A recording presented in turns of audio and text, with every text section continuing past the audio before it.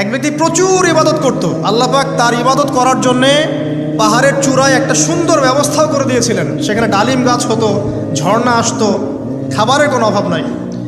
হাদিস এসেছে 500 বছর সে ইবাদত করেছে। কত বছর?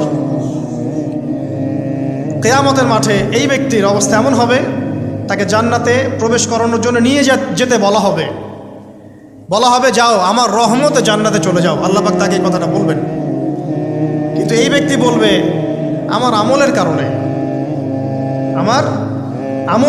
আল্লাহ পাক বলবেন আমার রহমতে জান্নাতে চলে যাও। ব্যক্তি বলবে আমার আমলের কারণে। আল্লাহ রাব্বুল আলামিন তখন তাকে দেওয়া সমস্ত নেয়ামতগুলোকে এক পাল্লায় করবেন আর তার সমস্ত আমলকে আরেক পাল্লায় করবেন। একটা চোখের যে নেয়ামত আল্লাহ পাকের, সমস্ত আমলও 500 বছরের ইবাদত এতটুকু হয়নি। তারপর তাকে বলা হবে ওকে জাহান্নামে নিয়ে যাও। এবার জাহান্নামে যাওয়ার সময় সে বলবে আল্লাহ তোমার রহমতে আমাকে মাফ করে দাও। তখন আল্লাহ পাক তাকে আবার ডেকে নিয়ে আসবে, বলবেন যে তোমাকে যে আমি ইবাদত করার জায়গা করে দিয়েছিলাম, এটা কি তুমি নিজে করেছো না আমি করেছি? সে বলবে আপনি করেছেন। তোমাকে যে আমি সৃষ্টি করেছিলাম তখন কি তুমি কোনো আমল করেছিলে? বলবে না। তাহলে তোমাকে যে সৃষ্টি করেছি আমি, এটা কি তোমার আমলের কারণে? না। তোমাকে সারা দুনিয়াতে এত নিয়ামত দিয়েছি, এটা কি তোমার আমলের কারণে? সে বলবে না। তখন তাকে জান্নাতে প্রবেশ করানো হবে।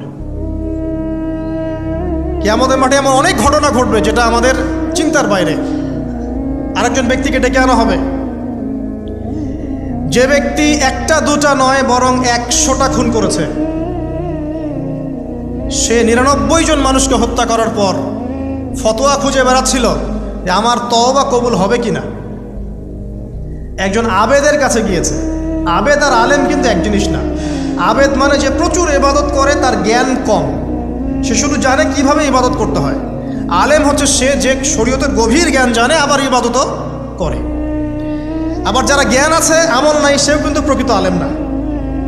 প্রচুর জ্ঞান আছে কিন্তু জ্ঞান অনুযায়ী আমল করে না, সেও কিন্তু প্রকৃত আলেম নন। এবার আসেন তো, এই আবেদের কাছে গিয়ে সে বলছে আমার কি ক্ষমা হবে? আমি 99টা খুন করেছি।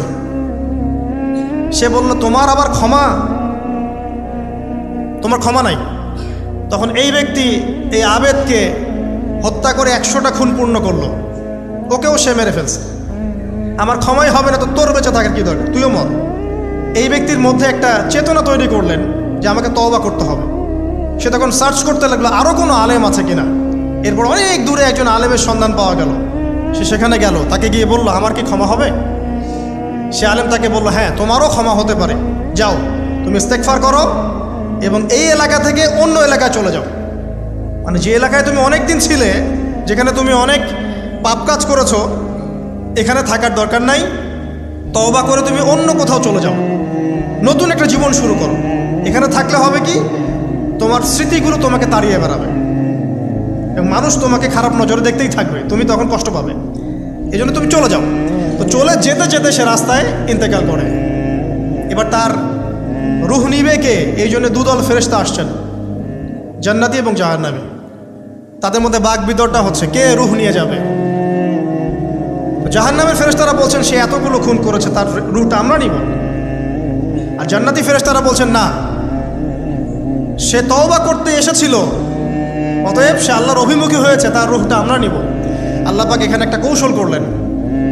আল্লাহ পাক ফেরেশতাদেরকে বললেন তোমরা রাস্তাটাকে পরিমাপ করে দেখো, যেদিকে যাচ্ছিল তার পরিমাপ বেশি নাকি যেখান থেকে এসেছে ওর পরিমাণ বেশি।